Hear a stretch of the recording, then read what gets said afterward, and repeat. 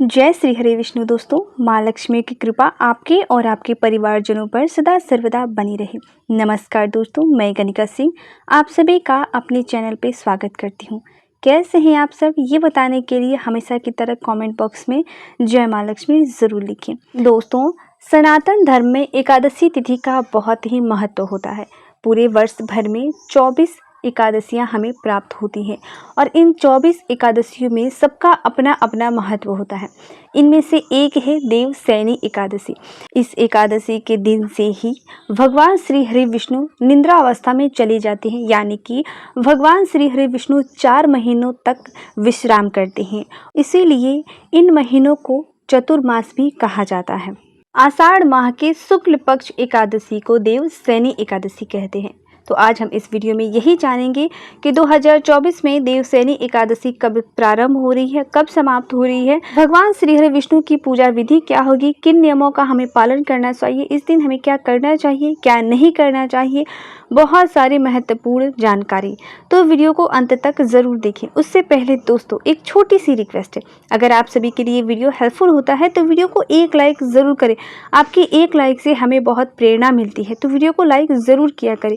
साथ ही में ऐसे ही और वीडियो देखने के लिए मेरे चैनल को सब्सक्राइब भी ज़रूर करें। तो चलिए बिना देरी के हम वीडियो को शुरू करते हैं। तो सबसे पहले हम जान लेते हैं कि एकादशी के दिन भगवान श्री हरि विष्णु की पूजा हमें कैसे करनी चाहिए। एकादशी के दिन कभी भी हमें देर तक नहीं सोना चाहिए। इस दिन सूर्य उदय से पूर्व उठकर स्नान आदि करके अपने घर को अच्छे से साफ और स्वच्छ करके गंगा जल या हल्दी के जल का छिड़काव हमें ज़रूर करना चाहिए। इस दिन हमें पीले वस्त्र धारण करना चाहिए। सूर्य देव को हल्दी मिश्रित 1 लोटा जल अर्पित करना चाहिए। इसके पश्चात अपने पूजा रूम को अच्छे से साफ और स्वच्छ करने के पश्चात भगवान श्री हरि विष्णु के लिए हमें एक चौकी लगानी चाहिए। इसमें सबसे पहले आप लोग एक पाटा रखें, उसके ऊपर आप लोग पीले रंग के वस्त्र जो है पाटे पर अच्छे से बिछा दें। इसके ऊपर आप लोग भगवान श्री हरि विष्णु की कोई प्रतिमा, कोई मूर्ति हो तो उसे स्थापित करें। इसके पश्चात सबसे पहले खुद को पवित्र करें और उसके पश्चात ही हमें भगवान को गंगा जल से स्नान कराना चाहिए। इसके साथ ही घी का एक दीपक भी हमें जला लेना चाहिए। इसके पश्चात आप लोग जो भी भगवान को भोग लगाना चाहिए, जो फल मिठाई आपके पास है उसका आप लोग भोग लगाएं। लेकिन इस बात का ध्यान रखिए कि इस दिन पीली मिठाई का भोग लगता है, पीले फल भगवान को अर्पित होते हैं। चने की दाल, गुड़, मुनक्का, ये सभी चीज़ें भगवान को अर्पित किया जाता है इस दिन पे।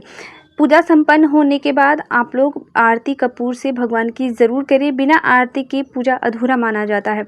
अच्छा, मैं एक बात और बताती चलूँ, भगवान श्री हरि विष्णु की पूजा में बिना तुलसी पत्र की पूजा अधूरा माना जाता है, भोग अधूरा माना जाता है। तो इसीलिए इस दिन आप लोग भोग में तुलसी पत्र डालना बिल्कुल भी ना भूलें। पूजा संपन्न होने के बाद भगवान श्री हरि विष्णु को प्रणाम करें। आपके मन में जो भी इच्छा है उसे आप रखें।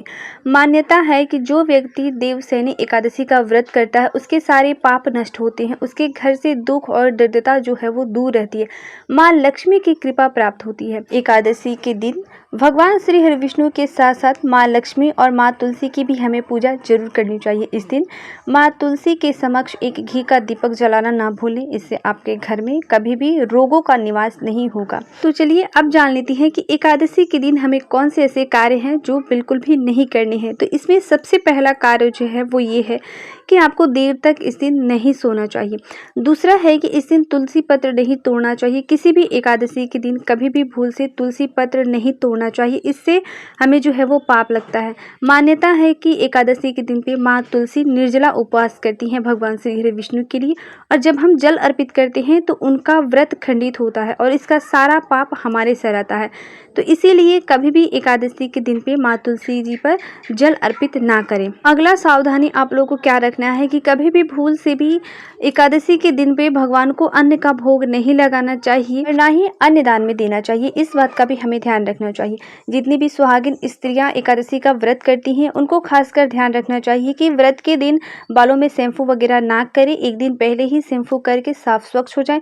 जैसे कि आप सभी को पता है कि एकादशी का व्रत का पालना जो होता है वो 10वीं तिथि से ही शुरुआत हो जाता है। तो इसीलिए एकादशी के दिन बाल वगैरह धो के अच्छे से साफ और स्वच्छ हो जाएं। लहसुन, प्याज, मसूर की दाल का त्याग कर दे तो ये आपके लिए अत्यंत ही शुभ होगा। इसके साथ ही सुहागिन महिलाओं को इस दिन काले और सफेद वस्त्र भी धारण नहीं करने चाहिए। किसी भी पूजा पाठ में काले वस्त्र धारण करके पूजा नहीं करनी चाहिए। तो चलिए अब हम जान लेते हैं 2024 में आषाढ़ माह की देवशयनी एकादशी कब है। तो मैं आपको बता दूं कि 2024 में देवशयनी एकादशी प्रारंभ हो रही है 16 जुलाई 2024 को 8:33 पर रात्रि में, ठीक है। और एकादशी तिथि समाप्त हो रही है 17 जुलाई 2024 को 9:02 पर। तो ऐसे में उदया तिथि को ध्यान में रखते हुए 17 जुलाई को देवशयनी एकादशी का व्रत रखा जाएगा। जितने भी लोग व्रत धारण करते हैं वो 17 जुलाई दिन बुधवार को देवशयनी एकादशी का व्रत करेंगे, ठीक है। 18 जुलाई दिन गुरुवार को एकादशी तिथि का पारणा रहेगा। पारने का जो शुभ मुहूर्त है वो है सुबह 5:52 से 8:32 तक सुबह में। इसी मुहूर्त में आपको जो है वो पारण कर लेना है। एकादशी व्रत जितना जरूरी होता है उससे कई ज़्यादा ज़रूरी होता है कि शुभ मुहूर्त में उसका पारण करना। तो इसीलिए मैंने आपको स्क्रीन पे मेंशन कर दिया, आप लोग चाहें तो इसे नोट करके भी रख सकते हैं। जो लोग भी एकादशी का व्रत पहली बार करना चाहते हैं मैं उनके लिए बता दूं कि एकादशी का व्रत वर्ष भर में 2 बार करना ही बहुत ही शुभ माना जाता है। एक जो निर्जला एकादशी को हम पहली बार करते हैं और दूसरा जो देव उठनी एकादशी के दिन।